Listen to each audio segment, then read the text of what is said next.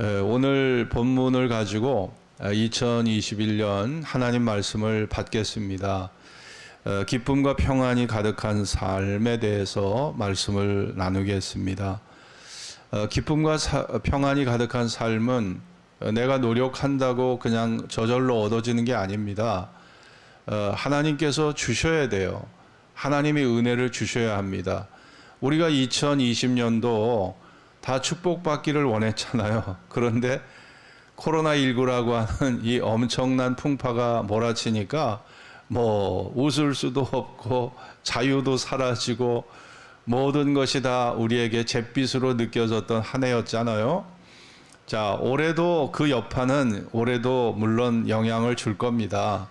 영향을 주겠지만 여러분, 내가 내 의지와 노력으로 무엇을 한다고 해서 가고자 해서 가는 게 아니고, 가고자 해서 목적지까지 다다르는 게 아니고, 하고자 해서 우리의 어떤 목표를 이루는 게 아니라는 거예요.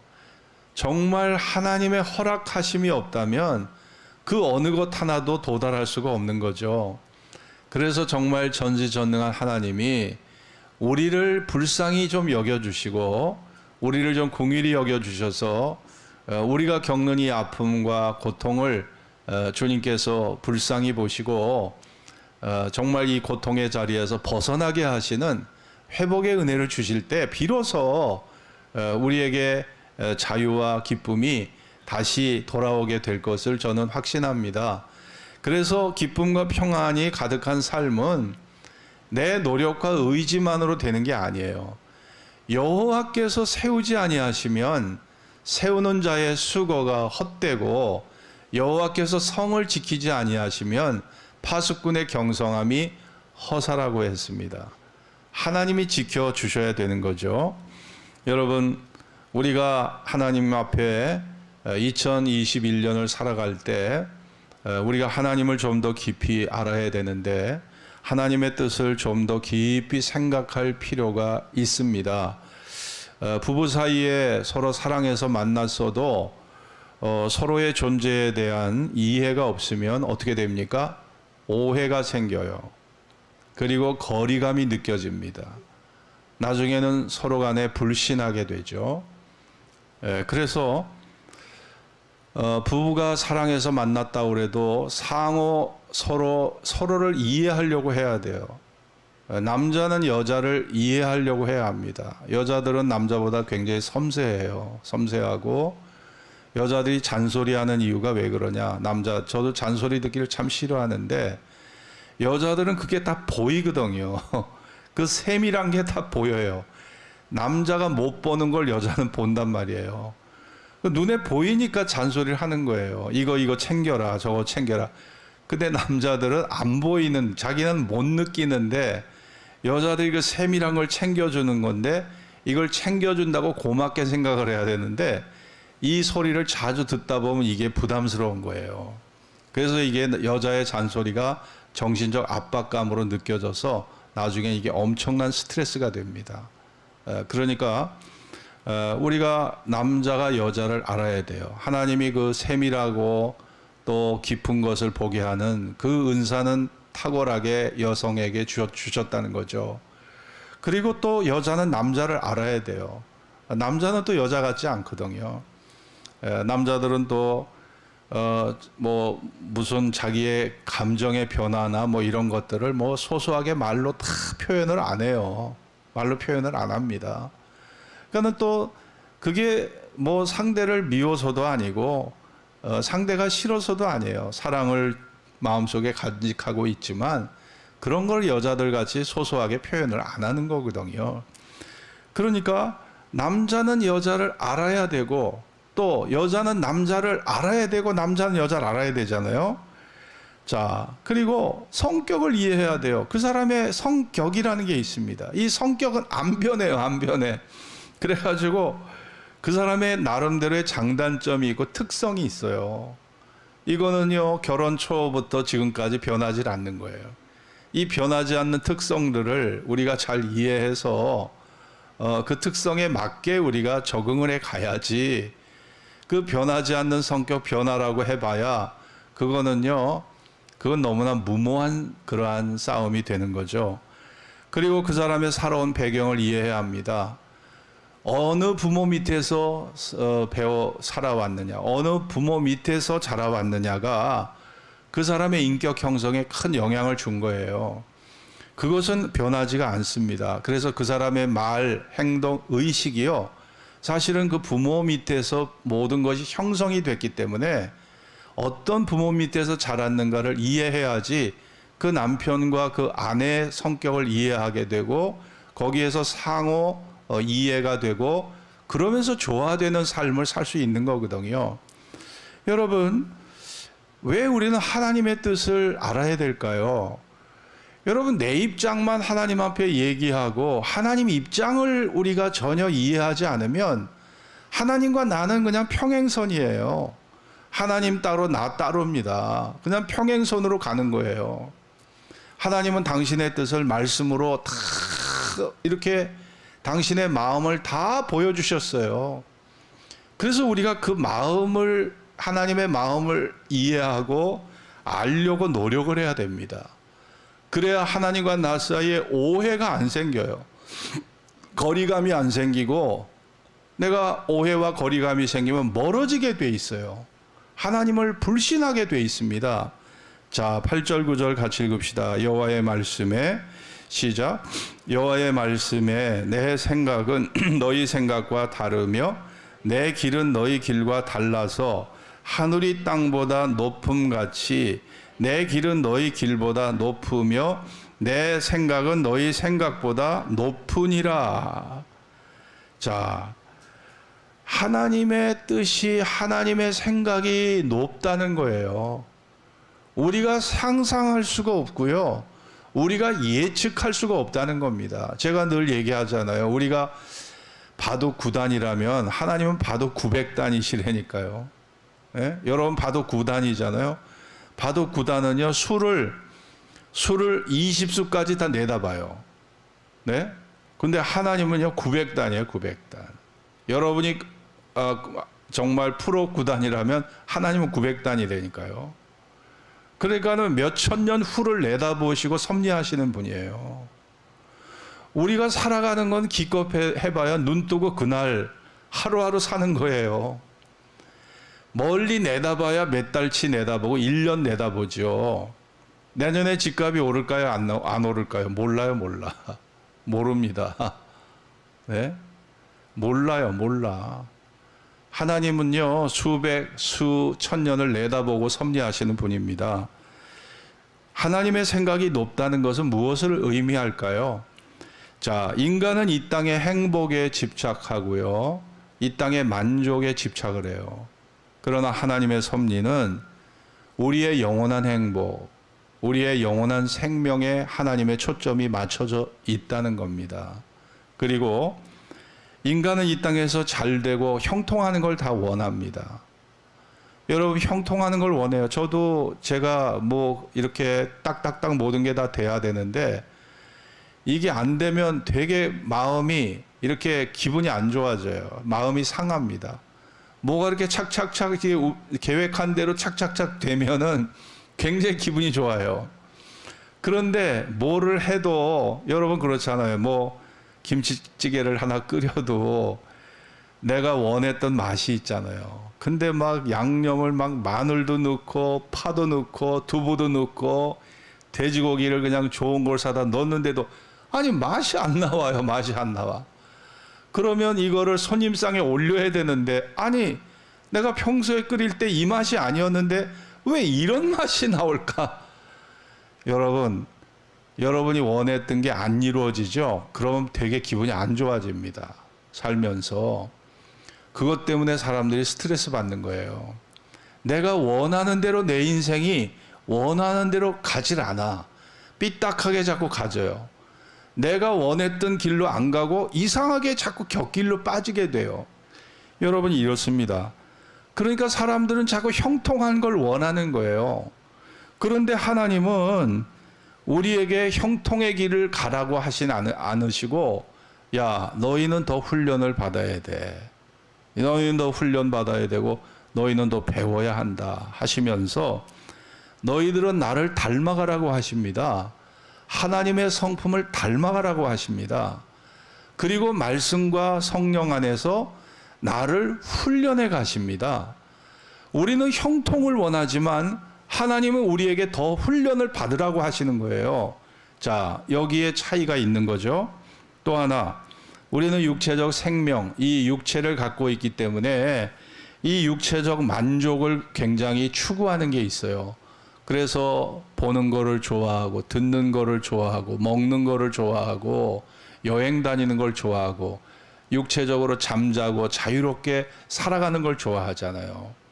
그런데 하나님은 이 육체적 만족에 우리의 미래에 하나님이 초점을 맞추시지 않으시고 영혼의 자유, 영혼의 평안, 그리고 죄와 죽음에서의 자유, 그리고 영원한 영광을 주시려고 하는 것이 하나님의 섭리라는 거예요.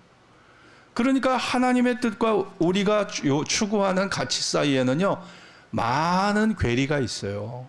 이 많은 괴리가 있습니다. 이거를 좁혀야 돼요. 이걸 좁혀야 돼요. 내가 요구하는 것과 하나님이 주시려고 하는 사이에 그 사이에 많은 이 괴리가 있다는 거죠. 이거를 우리가 말씀을 읽다 보면 이 괴리가 좁혀지면 하나님과 오해가 없어져요. 그러면 하나님을 전적으로 신뢰할 수가 있어요. 여러분이 하나님을 전적으로 신뢰하면 어떻게 됩니까? 그분에게 내 마음을 드릴 수 있는 거예요. 신뢰가 안 되면요, 마음이 안 가집니다. 인간이라는 존재는요, 여러분 남편을 신뢰하지 않는데 남편한테 마음 가집니까? 아내를 신뢰하지 않는데 아내한테 마음이 가지냐고요. 여러분이 친구한테 정말 친구를 신뢰하지 못하면 절대 그 친구한테 마음을 주지를 못합니다. 하나님도 마찬가지예요. 여러분이 정말 하나님을 신뢰할 수 있을 때 여러분의 마음이 하나님을 향해서 탁 열려지는 거예요. 그렇기 때문에 우리가 하나님과 나 사이에 오해가 없어야 된다는 거죠. 자, 10절, 11절 읽읍시다. 내 입에서 시작. 내 입에서 나가는 말도 헛되이 내게로 돌아오지 아니하고 나의 뜻을 이루며 나의 명하여 보낸 일에 형통하리라. 자, 이게 무슨 말씀입니까? 이게 메시아를 통한 인간 구원을 예언한 말씀이에요. 자, 하나님은요, 인간이 겪고 사는 문제를 그냥 땜빵식으로, 그냥 땜질식으로 처방하시는 분이 아니란 말씀입니다. 하나님은요, 이 이사야 55장의 말씀은 하나님은 인간의 문제, 인간이 겪고 있는 죄의 문제, 죽음의 문제, 미래 운명의 문제를 그냥 땜질식으로 그냥 미봉책을 가지고 접근하시는 것이 아니라 근본적 대책을 세워서 미래의 운명을 바꿔 놓을 계획을 세우고 계시다는 겁니다. 이것이 바로 메시아를 보내주시는 것이고, 이것이 이사야 선지자를 통해서 예수님 탄생 700년 전에 이 예언이 된 거예요. 야, 나는 너희들의 문제를 그냥 미봉책으로 몇 가지 고쳐서 그냥 이렇게 하려고 하는 게 아니라 나는 근본적인 대책을 세워서 너희의 미래의 운명을 바꿔놓겠다는 겁니다. 이것이 하나님의 의지고 하나님의 계획이었어요.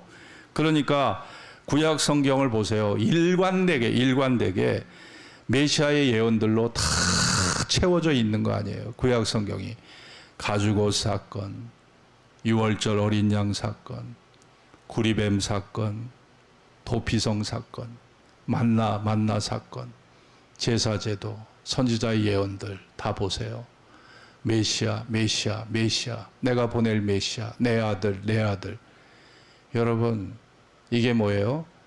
인간의 겪는 현실의 문제, 죄와 죽음의 문제를 일시적으로 위안을 주고 일시적으로 미사력으로 관념의 유희를 즐기게 하는 그 정도의 대책이 아닌 것입니다. 메시아를 보내주신다는 것은요, 근본 대책, 운명을 바뀌게 하는, 우리의 미래에 영광을 주는, 그래서 새로운 세계, 이전에 경험하지 못한 전혀 새로운 세계를 경험하게 하는, 여러분, 이것이 하나님의 대책이고, 그 대책에 따라서 주님이 오셨고, 그 주님이 오심이 성공적으로 모든 일을 성사시켜서 구원의 역사가 이루어진 것입니다. 이것이 하나님의 일하심이에요. 그래서 요한복음 2장에 보면 가나 혼인잔치의 표적이 나옵니다. 이 표적이 하나님의 뜻을 우리에게 잘 보여줍니다. 하나님의 예수의 종교가 무엇인가? 물이 변하여 포도주가 됐어요. 이 물이 어떤 물입니까? 음용수가 아니에요. 식수가 아닙니다. 이 물은 어떤 물이에요? 결례 항아리 물이에요. 결례 항아리 물. 유대인의 장로들의 예법을 따라서 손과 발을 씻는 결례 항아리의 꾸정물이에요. 음용수가 아니에요. 프랑스에 가면 중수도가 있거든요. 중수도. 이거는 정화장치를 안 한 수도입니다. 이거는 거리 청소를 할 때, 거기 프랑스에 개들이 많으니까 개들이 똥오줌을 싸잖아요. 그거를 청소하라고 중수도를 갖다가 다 매설을 해놨단 말이에요. 그러니까 그것은 먹는 물이 아니에요. 식수가 아닙니다. 결례 항아리의 물이요, 중수도에 해당하는 거예요. 빗물을 받아서 정화장치를 하지 않고 정화된 물이 아니란 말이에요. 그냥 손발을 씻는 물이란 말이에요. 아니, 그런데 이것이 예수님의 능력으로 이 꾸정물이 변해서 뭐가 됐어요? 고급 와인이 됐잖아요. 이게 예수의 종교입니다. 예수의 종교. 예수의 종교라는 것은 질적 변화입니다. 외모가 변하는 게 아니에요. 삶의 내용이 변하는 거예요. 그래서 새로운 피조물이 되는 거예요. 우리 장로님 기도하셨던 것처럼 우리가 새로운 피조물, 전혀 새로운 피조물 되는 것이고, 이거는 가치의 변화입니다. 가치의 변화. 내가 예수 믿기 전에 가치가 없었어요. 근데 우리가 이제 예수 믿으면서 우리가 정말 이제는 신령한 차원의 삶을 살게 되고, 우리가 이제 하나님 앞에 영적인 삶을 살게 되면서 우리의 가치가 상승하는 거예요. 가치가 변합니다. 세 번째는요, 신분의 변화. 거듭나지요. 중생하잖아요. 하나님의 자녀가 되잖아요. 칭의, 의롭다함을 얻잖아요. 예수의 신부가 되고 하늘의 시민권자가 되고 하나님 아버지의 상속자가 되잖아요. 이게 뭐예요? 신분의 변화예요. 네 번째, 운명의 변화. 운명의 변화. 내가 예수 만나기 전에 절망과 탄식 속에 살았어요. 그러나 이제는 소망을 바라보고 살아가는 소망의 백성이 됐습니다. 절망이 변해서 소망이 됐어요. 내가 심판받아 마땅할 심판의 대상자였어요. 그러나 예수로 말미암아 구원받은 자가 되었어요. 내가 지옥으로 떨어질 운명에 처한 그러한 죄인이지만 예수로 말미암아 천국을 가게 됐잖아요. 가게 됐잖아요. 여러분, 바로 그래서 예수의 종교라는 것은요, 이 가나 혼인잔치, 만일 예수님이 예수의 종교가 그냥 절망의 종교라고 그러면은 아마 공생의 사역을 장례식장에서 시작했을 거예요. 장례식장에서. 불교라는 종교는 장례식에서 시작해서 장례식으로 끝나잖아요. 그러죠? 그렇다고 볼 수 있죠. 기독교는요, 시작이 뭐예요? 시작이 혼인잔치에서, 가나 혼인잔치에서 예수님의 공생애가 시작됐습니다. 예수님의 종교는 기쁨의 종교예요. 행복을 주는 종교, 생명을 주는 종교. 이게 예수의 종교라는 거죠. 그래서 우리가 기뻐할 수 있는 겁니다. 자, 보세요. 하나님이 우리에게 주시는 것은 그냥 미봉책이 아닙니다. 근본적 대책을 세워서 우리의 미래의 운명을 근본적으로 바꿔주시는 것이 하나님의 뜻이고 그것이 하나님의 일하심의 목적인 것입니다. 자, 12절 13절 같이 읽읍시다. 너희는, 시작. 너희는 기쁨으로 나아가며 평안히 인도함을 받을 것이요 산들과 작은 산들이 너희 앞에서 노래를 바라고 들의 모든 나무가 손바닥을 칠 것이며. 자, 여러분 구원받은 자의 기쁨을 여기에 쓰고 있어요. 너희는 기쁨으로 나아가며 평안히 인도함을 받을 것이요 산들과 작은 산들이 너희 앞에서 노래를 바란다. 여러분이 어떤 감격과 기쁨이 여러분에게 솟구쳐 오면요, 정말 산이 노래하고 바다가 노래하고 구름이 노래하고 바람조차도 나에게 상쾌하게 느껴지는 거예요. 여러분이 절망스러운 일을 만나보세요. 절망스러운 일을 겪으면 모든 게 다 잿빛으로 보입니다. 다 잿빛으로 보여요. 여러분의 마음에 슬픔이 가득 차고 절망이 가득 차면 모든 것이 다 우울하게 보여. 하나도 내 마음에 들어오는 게 없습니다. 마음이 꽉 닫혀지는 거예요. 그런데 여러분 보세요. 산들과 작은 산들이 노래를 바라고 모든 나무가 손바닥을 친다고 그랬어요. 이게 뭐예요? 내가 구원의 감격, 하나님의 은혜를 경험하고 우리의 미래의 운명이 바뀌고 나니까 이 산천 초목이 다 박수치는 것처럼 그렇게 느껴지더라는 거예요. 자, 이게 구원의, 성도가 겪을 구원의 감격을 말씀한 내용입니다. 그 다음에 보면 잣나무는 가시나무를 대신하여 난다. 자, 가시나무는 저주를 상징하는 거예요. 저주. 가시와 엉겅퀴, 이게 저주의 상징이잖아요. 근데 잣나무가 가시나무를 대신하여 날 것이다. 하나님께서 저주를 이제는 다 뒤로 하게 하시고 축복의 잣나무, 이 축복을 상징하는 잣나무를 이제는 주시겠다는 겁니다. 화석류는 진려를 대신한다. 진려는 가시라고도 볼 수 있습니다. 찔레, 가시 이런 것을 말하는데, 이 진려라고 하는 것은 황폐한 상황, 고통과 절망의 상황을 뜻하는 거예요. 이 고통과 절망의 상황을 화석류로 바꿔주신다. 화석류, 푸른 관목수를 말하는 거예요. 소망이 가득하고 생명이 가득한 푸른 잎사귀가 가득한 푸른 관목수를 얘기하거든요. 소망과 생명이 가득한 것을 얘기합니다. 누구로 말미암아? 메시아 예수로 말미암아. 그래서 같이 읽읍시다. 이것이, 시작. 이것이 여호와의 명예가 되며 영영한 표징이 되어 끊어지니 아니하리라 하시니라. 자, 여러분 이게 여호와의 명예라는 겁니다. 여러분의 명예가 어떤 겁니까? 여러분의 명예가 돈이에요? 사회적 지위예요? 아니면 여러분이 가지고 있는 지식입니까? 아니면 교회적 직분입니까? 여러분의 명예의 정체성은 뭔가요? 그런데 하나님은 이것을 명예로 삼겠다. 자신의 명예로 삼겠다. 무엇입니까? 인간 구원이 하나님의 명예입니다. 인간을 저주에서 구원하는 것이 하나님의 명예예요.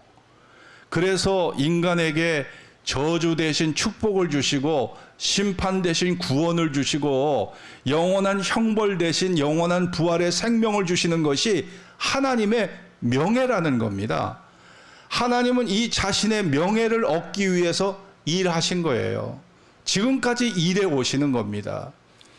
그러니 여러분, 우리가 여러분이 이 신년 예배에 오신 것은요, 복 받으려고 2021년도에는 좀 형통한 삶이 열려지고 좀 만족한 삶이 열려지고 여러분이 그런 의미도 가지고 이 자리에 오셨잖아요. 그러나 우리는 더 높은 것을 바라봐야 합니다.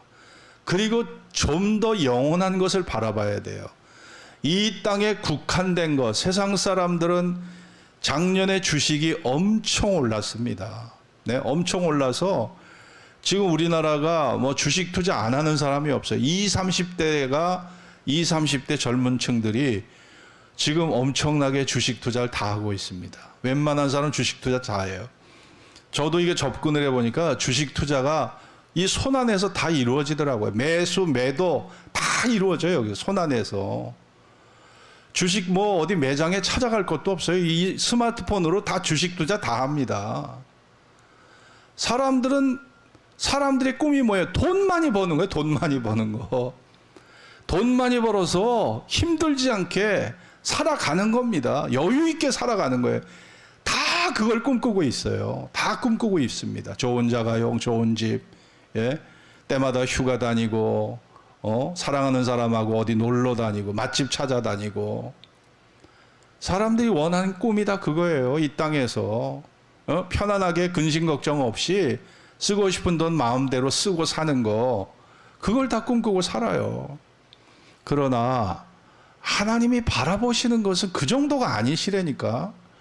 여러분들이 이 땅의 모든 고통에서 벗어나서 정말 자유하고 영광스러운 미래를 살아가고 주님과 영원히 함께하는 삶을 살아가는 것, 이것을 주님께서 우리에게 주시기를 원하시는 것입니다.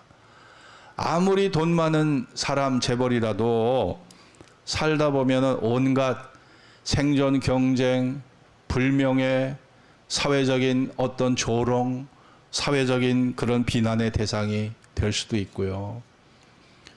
인간의 죄와 고통을 피할 수가 없는 거예요. 그러나 우리가 바라보는 것은 하나님의 약속입니다. 하나님의 영원한 약속이에요. 그 미래의 소망을 바라보면서 우리는 살아가는 것입니다. 오늘 이 본문이 우리에게 말해주는 것은 무엇일까요? 자, 따라해 봅시다. 이것은 반전과 변화의 역사를 보여주는 것이다. 여러분, 하나님께서 이사야 55장을 통해서 말씀한 내용이 뭡니까? 이스라엘 사람들은 바벨론 포로를 70년 동안을 생활을 했어요. 바벨론 70년 포로 생활. 노예 생활을 70년을 한 겁니다. 인권이 없는 그런 속에서 온갖 탄압을 당하며 살았잖아요. 이 사람들이 무엇을 희망하고 살았겠습니까? 여러분, 그런데 하나님은 말씀하신 거, 야, 반전의 역사가 기다리고 있다. 반전이 기다리고 있다. 반전이 기다리고 있다. 여러분, 반전이 있는 거예요. 이 반전이라는 것은 하나님의 전지전능한 능력에서 솟구쳐 나오는 겁니다. 인간은 반전을 시키려고 해도 잘 안 돼요. 그런데 하나님은요, 반전의 역사를 한순간에 이루어 가시는 거예요. 아니, 바로의 군대가 지금 추격을 해옵니다. 앞에는 홍해가 딱 버티고 있습니다. 진퇴양난에 빠져 있는 그 상황에서 하나님께서 모세에게 지팡이를 높이 들고 그 홍해를 가르라 했을 때 홍해가 갈라졌잖아. 이게 뭐예요? 반전의 역사입니다. 반전의 역사. 이게 반전의 역사예요. 엘리야가 갈멜산에서 바알 선지자 450명과 종교 대결을 벌였잖아요. 누구의 신이 참 신인가? 숫자는 450대 1입니다. 450대 1의 싸움. 누가 이겼어요? 자기가 진설해 놓은 재물을 하늘에서 불로 응답하는 신이 참 신인데, 하나님께서 엘리야의 기도를 들으시고 엘리야가 진설해 놓은 재물을 갖다 불로 다 핥아버리셨어요. 또랑의 물까지 다 핥아버리셨어요. 여러분, 뭐예요? 이게 반전입니다. 450대 1의 싸움에서 엘리야가 이겼어요. 예? 다니엘서를 보십시오. 다니엘의 세 친구가 느부갓네살 왕이 세운 금신상 앞에 절하라고 하는 명령을 들었을 때 절하지 않았어요. 느부갓네살이 그걸 보고 분이 머리끝까지 올라가서 뭐라고 그랬습니까? 평소보다 7배나 풀무불을 높여서 얘네들 3명 다 거기다가 던져버려라. 예? 그 말을 거역할 사람 누가 있습니까? 이 사드락과 메삭과 아벳느고를 데리고 가는 사람, 그 수행원들이 불에 타서 죽었습니다. 성경 보세요. 사드락과 메삭과 아벳느고를 데려가는 수행원들이 2사람씩은 아마 갔을 거예요. 한 사람 앞에. 그럼 6사람이 풀무불 가다가 다 타 죽어버렸다니까요. 그런데 사드락과 메삭과 아벳느고는요, 타 죽기는커녕 속옷 하나 상하지 않고 겉옷 하나 상하지 않았어요.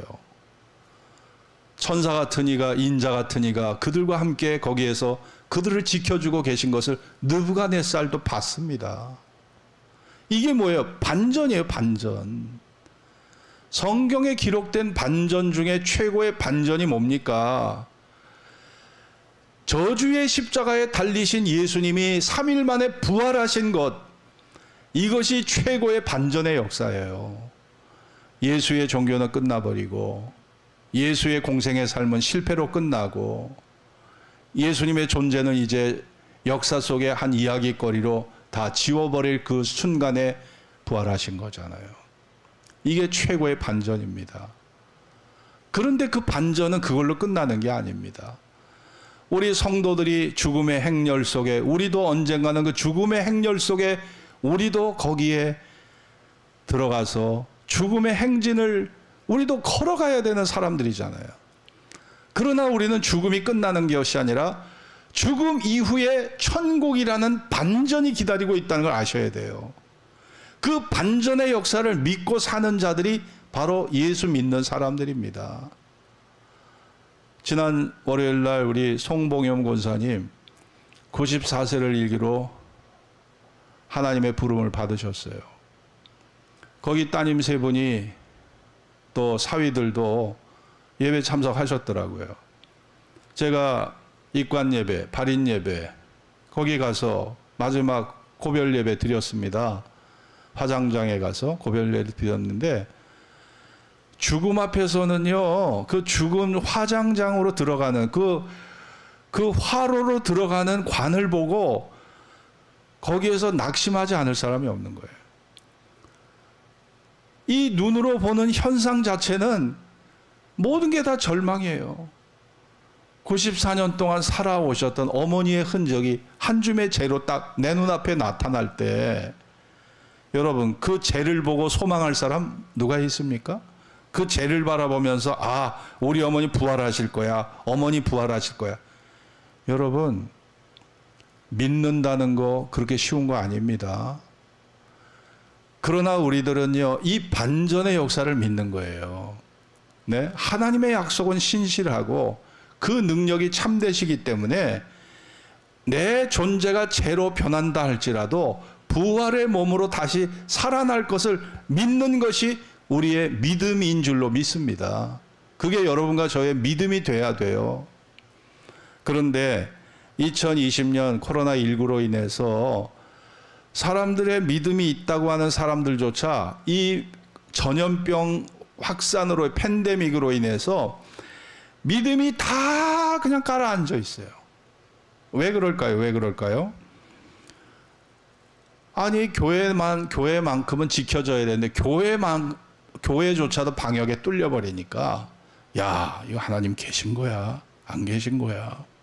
예수 믿는 사람들은 지켜주셔야 되는데, 아니, 교회조차 뚫려버리면 내가 교회 가면 나도 전염병에 걸릴 수 있잖아. 이런 생각을 하게 되는 거예요. 그러니까 하나님께서 우리를 지켜주지 못한다. 믿음을 가져도 예배를 드려도 교회 다니는 사람을 지켜주지 못한다는 그 약한 마음을 자꾸 갖다 보니까 사람들의 믿음이 굉장히 의기소침해지고 있다는 거죠. 여러분 그렇습니다.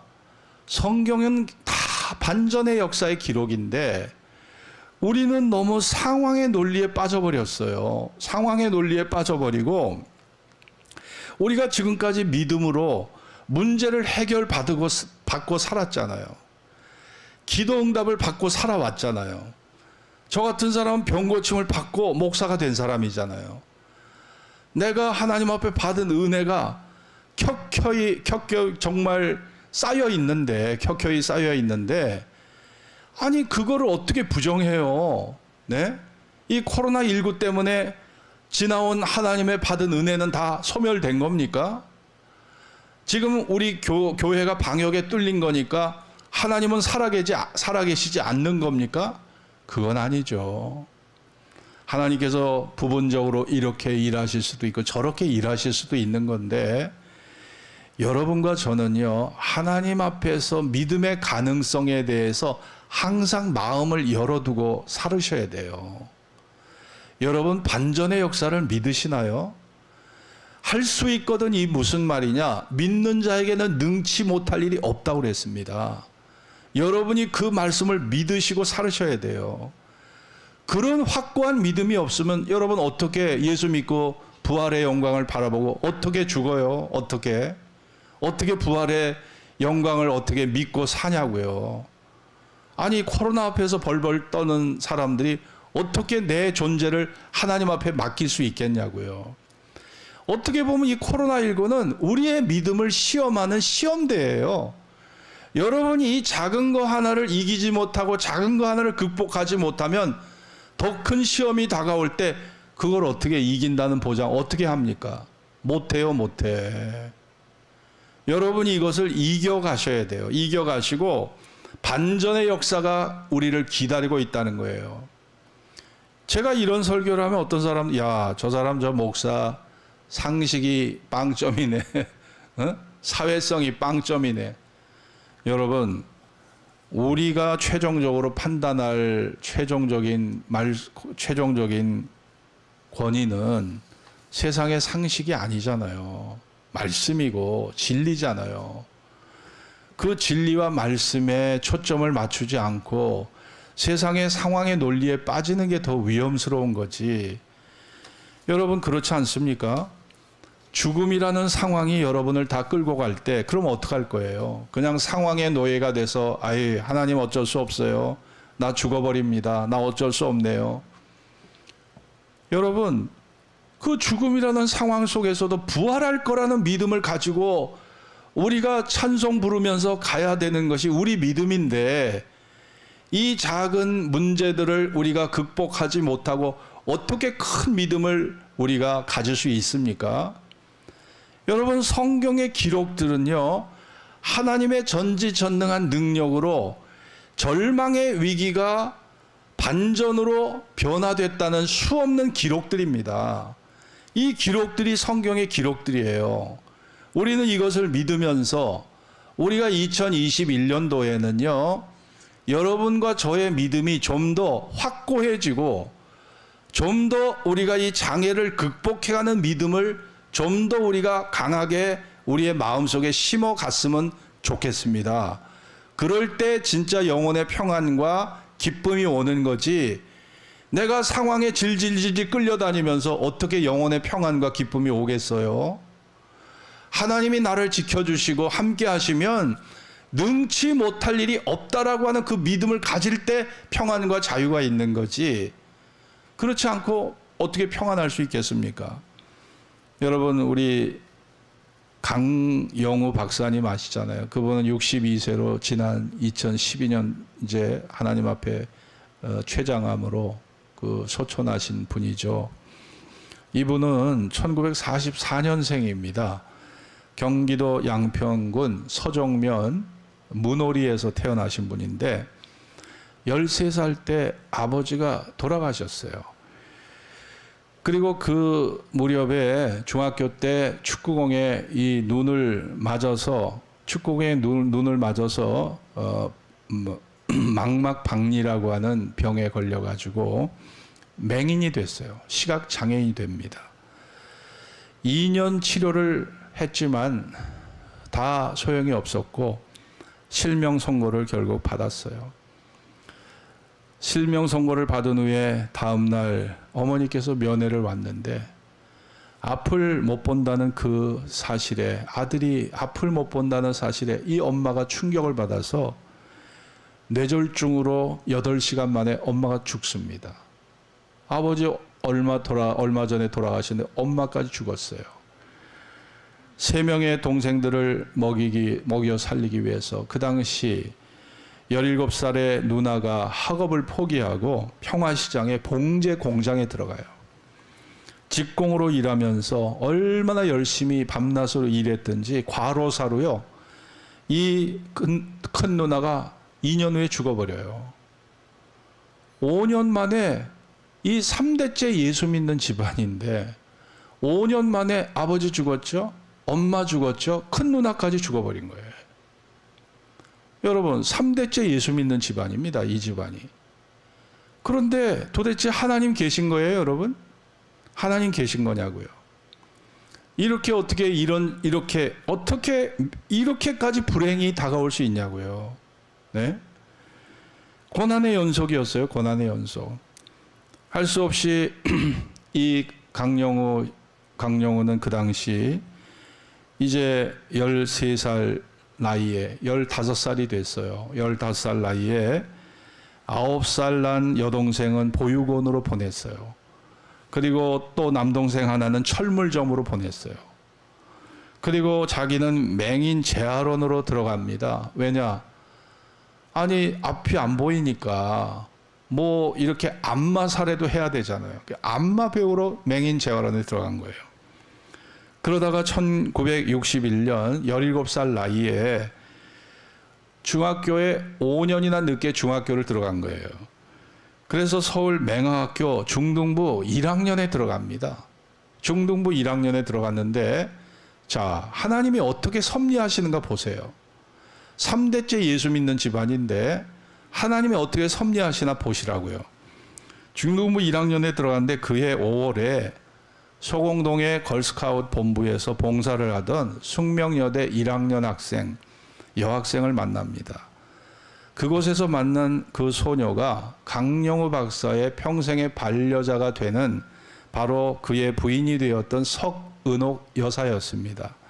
그녀는 1년 동안 봉사기간을 끝나고 나서도 누가 시키지도 않았는데 서울 맹학교에 가서 이 숙소에 가서 이 강영우한테 책을 읽어줬어요. 그리고 아주 지극정성으로 보살펴 줍니다. 그리고 6년 동안이나 고등학교 졸업할 때까지 6년 동안이나 같이 지냈어요. 이 석은옥이라는 여자가, 여학생이. 그래서 강 박사의 그 강영우 씨의 누나 역할을 해준 거예요. 석은옥 씨가. 그러다가 석은옥 여사가 1967년에 미국으로 건너가서 펜실베니아 주 교육지원청에서 1년 과정의 시각장애인 교육 훈련을 받습니다. 그리고 그 사이에 이 강영우는요, 1968년에 연세대학 교육학과에 입학을 하게 됩니다. 그런데 강영우 박사는 1972년 2월 21일 날 연세대학 교육학과에 우등으로 졸업을 해요. 굉장히 머리가 좋았고 성실했기 때문에. 그리고 5일 후에 두 사람이 기독교 회관에서 결혼식을 올려요. 네? 결혼식을 올립니다. 그리고 신혼부부로 미국으로 유학을 가게 됐고 1976년에 강영우 씨가 한국 최초 시각장애인으로서 피츠버그 대학교에서 교육학 철학 박사학위를 받아요. 그래서 맹인으로서 우리나라 최초의 박사학위를 받은 거예요. 시각장애인으로서 또한 그는 미국 백악관 차관보까지 올라갑니다. 강영우 박사는 2012년 2월 23일 날 췌장암으로 세상을 68세로 그렇게 소천을 하셨지만은 장애인 인권 운동의 선구자가 돼서 많은 장애인들을, 미국의 장애인들이 얼마나 많으냐면 이 강 박사가 조지 부시 대통령 밑에서 바로 국가장애위원회 정책 차관보 역할을 했어요. 백악관에서 했는데 6년 동안 일하면서 미국에 5,400만의 장애인이 있어요. 미국에만. 미국에 그렇게 장애인이 많습니다. 그들을 대변해주고 그 직무를 수행하면서 장애인의 사회 통합과 자립, 권리를 증진시키는 일에 크게 기여를 했던 거예요. 그리고 미국의 인명사전에 오르는 그런 위대한 업적을 남기는 사람이 된 거죠. 여러분, 강영우 박사가 자기 자신에 대해서 이렇게 말한 것을 저는 책에서 읽었습니다. 제가 눈을 고쳐달라고 했을 때 하나님께서 알았다, 영우야, 내가 네 눈을 고쳐주마 하셨다면 저는 누나의 뒤를 이어서 공장에 들어가 소년 가장이 됐을 겁니다. 그러나 하나님이 아니다, 기다려라 하시면서 응답을 하지 않으셨기 때문에 내가 맹인 재활센터에서부터 세계적인 인물이 되기까지 하나님은 저를 훈련시켜 주었습니다. 라고 그는 고백합니다. 제 눈을 그때 하나님이 뜨게 해주셨다면 저는 기껏해야 공장장으로 내 인생은 끝났을 것입니다. 그러나 하나님이 제 눈을 멀게 하심으로 저는 백악관에서 일하는 큰 일꾼으로 하나님이 저를 만들어 주셨습니다. 이게 강영호 박사 입에서 나온 고백이에요.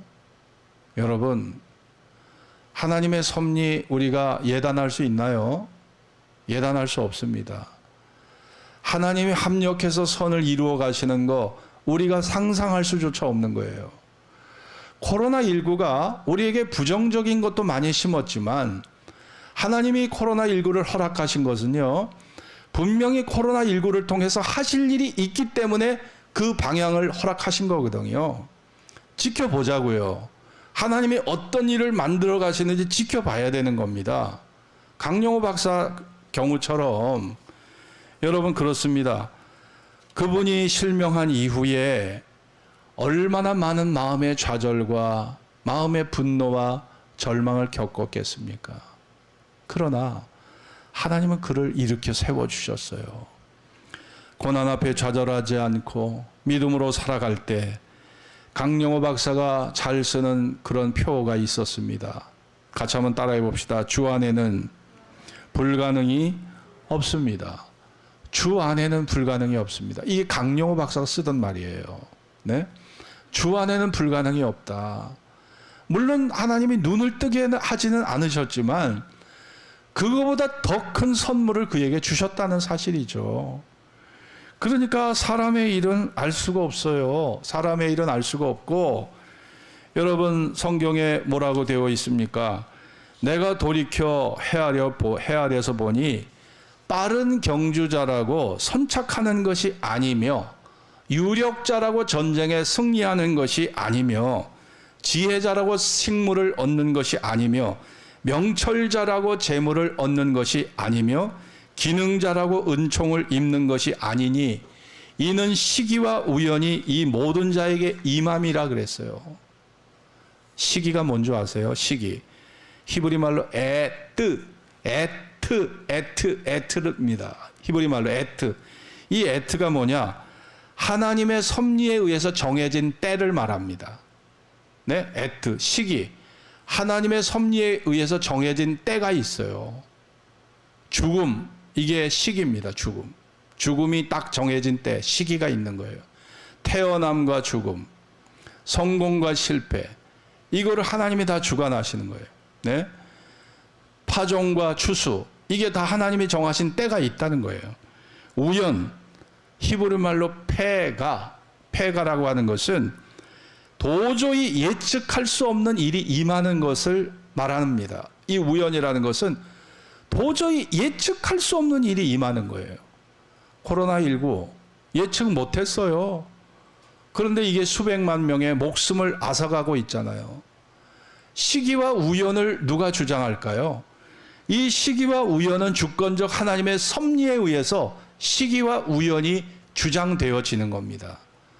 그래서 우리가 생각해야 되는 것은 우리가 이 자리에 나와서 예배하는 이유가 있어요. 이유가 뭘까요? 이유가 뭘까요? 따라해 봅시다. 하나님 앞에 잘 보여야지. 여러분, 주인한테 잘 보여야 돼요. 하나님 앞에 잘 보여야 돼요. 우리가 하나님 앞에 예배 드리는 것보다 하나님이 기뻐하시는 일이 어디 있겠어요? 우리가 찬양하는 것보다 하나님이 기뻐하시는 일이 어디 있겠습니까? 여러분, 하나님 앞에 잘 보여야 됩니다. 하나님 앞에 잘 보이면 하나님께서 정말 복의 복을 부어주시는 거예요. 예? 복의 복을 부어주시는 겁니다. 그래서 우리가 이 밤에 이 자리에 와서 우리가 예배 드리는 것이죠. 예배 드리는 것입니다. 여러분, 우리 하나님께서 정말 우리에게 2021년이라고 하는 그러한 새로운 그런 시간을 허락해 주셨습니다. 새로운 시간을 허락해 주셨는데, 영국의 소설가 C.S. 루이스가 하늘의 것을 목적하라, 땅의 축복은 저절로 따라온다 그랬습니다. 그의 나라와 그의 의를 구하라. 그리하면 이 모든 것을 더하시리라 하시는 말의 주석이라고 볼 수 있죠. 그리고 이탈리아 경제학자 파레토라고 하는 사람은 인생에서 가장 중요한 결정 중 하나는 협력자를 선택하는 것이라고 그랬어요. 내가 협력자를 선택하는 것이 인생 중에 가장 중요한 것이다 라고 그는 말했습니다. 어떤 사람은 재산, 돈 많은 사람을 협력자로 구하고요. 어떤 사람은 지식과 정치인을 협력자로 구하는 사람이 있습니다. 그러나 가장 좋은 협력자가 누굴까요? 가장 좋은 협력자는 하나님이세요. 여러분보다 여러분을 더 사랑하시고 여러분보다 여러분을 잘 아시는 하나님. 그 하나님을 여러분의 협력자로 삼으시고 2021년을 살아가시길 바랍니다. 잠언 3장 5절 7절에 너는 마음을 다하여 여호와를 의뢰하고 내 명철을 의지하지 말라. 너는 범사의 그를 인정하라. 그리하면 내 길을 지도하시리라. 스스로 지혜롭게 여기지 말지어다. 여호와를 경외하며 악을 떠날지어다. 범사의 지혜와 총명을 주시며 내 길을 인도하시는 하나님을 우리는 의지하며 살아가야 합니다. 여러분이 2021년도에도 정말 평안하고 기쁘게 한 해를 살기 위해서 여러분이 하나님과 더 가까워지고 그분의 뜻을 더 깊이 알아가려고 하고 하나님과 나 사이에 오해와 불신이 없도록 우리가 하나님의 말씀에 집중하고 살아갈 때 하나님께서 분명히 아름답고 풍성한 한 해로 2021년도를 축복해 주실 것을 확신합니다. 기도하겠습니다. 오늘 주신 말씀을 우리가 붙잡고 기도합시다. 여러분, 시기와 우연을 주장하시는 하나님입니다. 내가 아무리 발버둥 쳐서 복을 받으려고 해도 하나님이 허락하지 않으면 누가 복을 결코 받을 수 있을까요? 복 받을 수 없는 거죠. 하나님이 축복의 문을 열어주셔야 돼요. 하늘의 문을 열어주셔야 합니다. 은총을 입게 하셔야 합니다. 우리는 이미 은혜를 받은 사람들이지만 우리가 주님을 좀 더 깊이 알고 하나님을 더 깊이 알아가고 우리가 더 훈련받고 더 깨닫고 배워서 더 하나님 앞에 아름다운 일꾼으로 쓰임받는 그런 2021년이 되기를 기도하겠습니다. 다 같이 합심으로 기도하겠습니다. 할렐루야. 하나님 감사.